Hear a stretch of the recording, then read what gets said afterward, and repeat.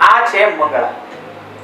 એ ભણતી ત્યારે પણ અલગ અલગ શાળાકીય કાર્યક્રમોમાં ભાગ લેતી અને માયકમાં ભાષણો બોલતી. મોટી થતા એના પિતાજી એક શિક્ષક સાથે મંગળાને પરણાવી દીધી. પણ મંગળા તો મુક્ત પંખી, એને ગામડે ગામડે ફરવું ગમે. એ તો રાજકારણીઓ સાથે પણ ભાષણ આપવા નીકળી પડે. શિક્ષક પદ્ધતિ આ સહન ન થયું અને છેવટે થઈ પારગતિ.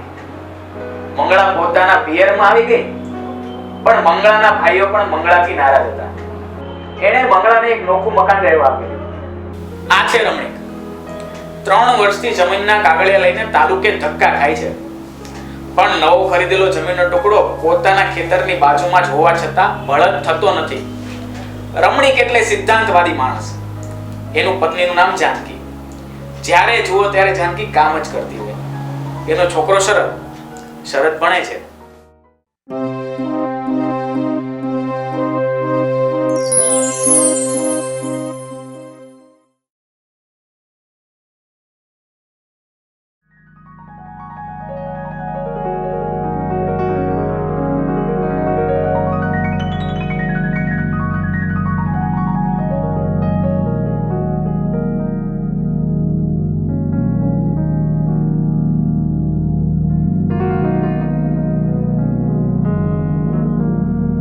ઓય આમંત્ર હાલ તો હાલ.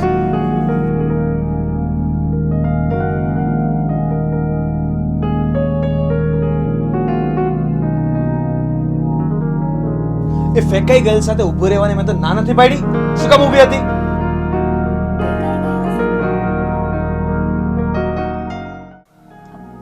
જેવી હું વાસીનું નાખીને નીકળી અને ખડકી પાસે પહોંચી તો એ મને મળી ગઈ. તો મારે એને એવું તો ના કહેવાય ને કે તું વઈ જા. પણ એવી યાર ઊભા રહીએ ને તો આપણા ઉપર છાંટા ઉડે. ઠીક, હવે આ બધી વાત જવા દો. મને એ કહો કે આ જમીનનું કામ થયું કે નહીં? ના નો થયું. આ એરુના રાફડામાં હાથ નાખો ને બહુ સારું, પણ આ સરકારી કચેરીમાં કામ કઢાવું ને એટલે નેવાનું પાણી મોભે લઈ જવા જેવું છે. હું કહું, આપણા શરદની તાલુકી શાળામાં 8મામાં એડમિશન કરાવવાનું છું. એનું કંઈ કરજો. મેં ઓમ દાદાને વાત કરી હતી, પણ એ તો એમ કહેતા હતા કે તારા છોકરાના ટકા બહુ ઓછા છે, તો તાલુકે તો નહીં જ મેળ પડે. તો શું કરશું? આપણી જેમ શરદને દરડા નથી કરાવવા, એને ભણાવવો છે. પણ ઓછા ટકાએ ન મળે તો શું કરવું?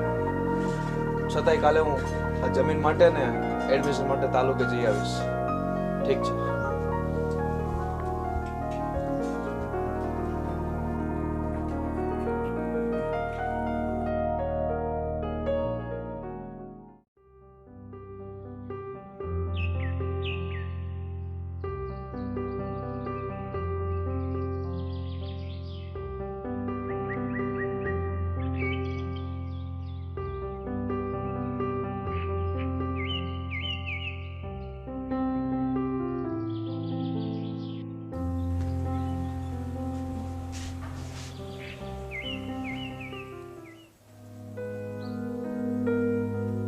जानकी,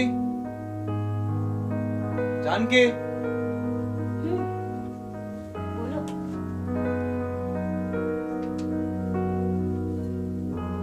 લે આ જમીનની ફાઇલ અને શરતના કાગળિયા આ પેટીને તળિયે મૂકી દે. હવે આ ભાવમાં તો આ કામ ક્યારેય નહીં થાય એવું લાગે છે.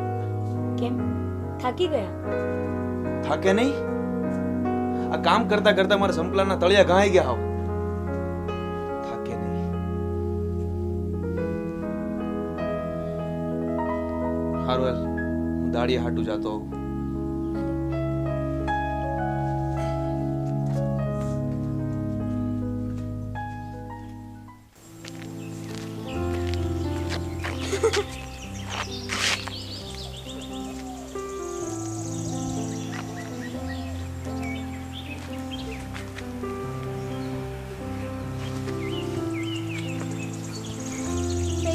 કાગળના કટકા પણ ક્યારેક કામ આવે છે.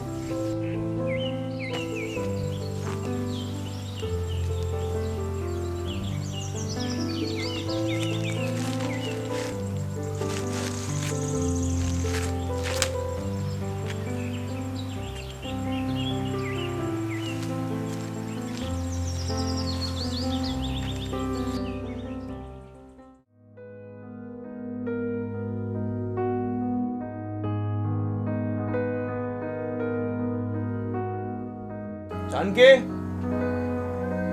ઓ જાનકી, નથી ઘરે.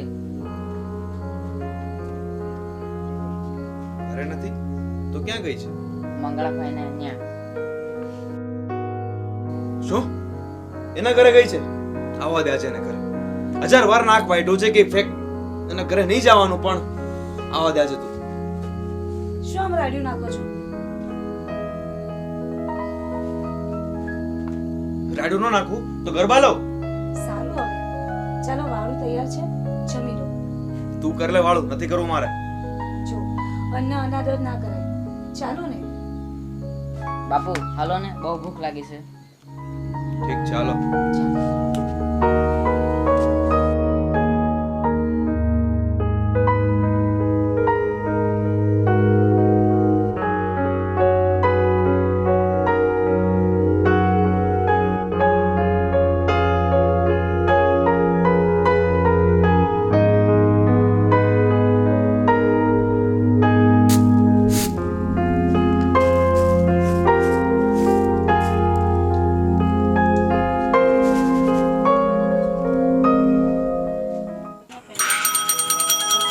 સર મલિકભાઈ, એ હા, અંદર આવી આવો.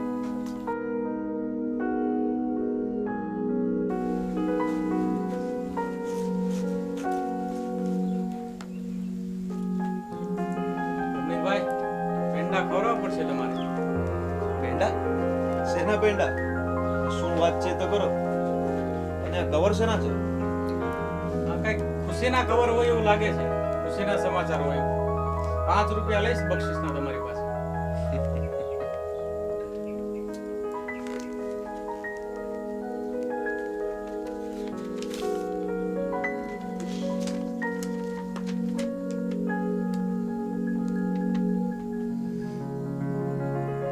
શેનું કવર આવ્યું છે તેમ મરક દાંત કાઢો છો?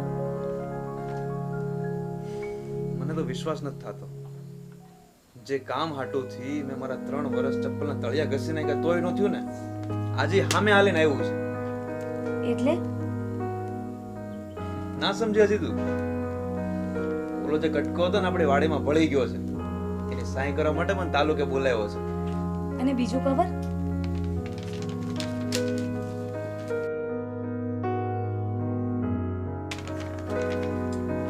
એટલે જોઈ તો લેવા દે પેલા મને.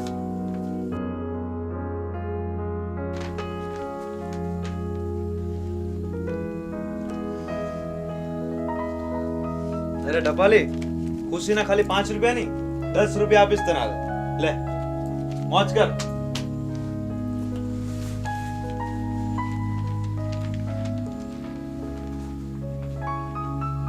અરે આમ એકલા એકલા દાંત કાઢ્યા કરો છો, તો મને તો કઈ વાત કરો.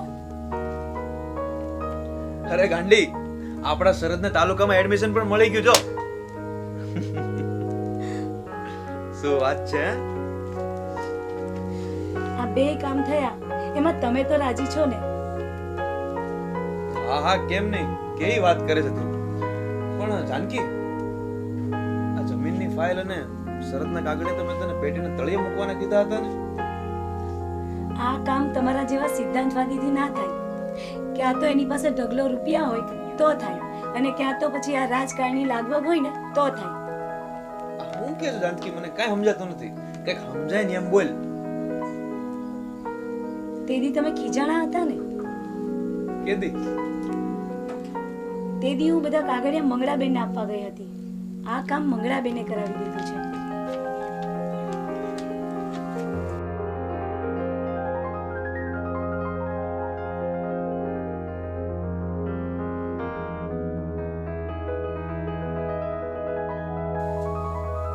મને બધું સમજાઈ ગયું છે, બધું જ.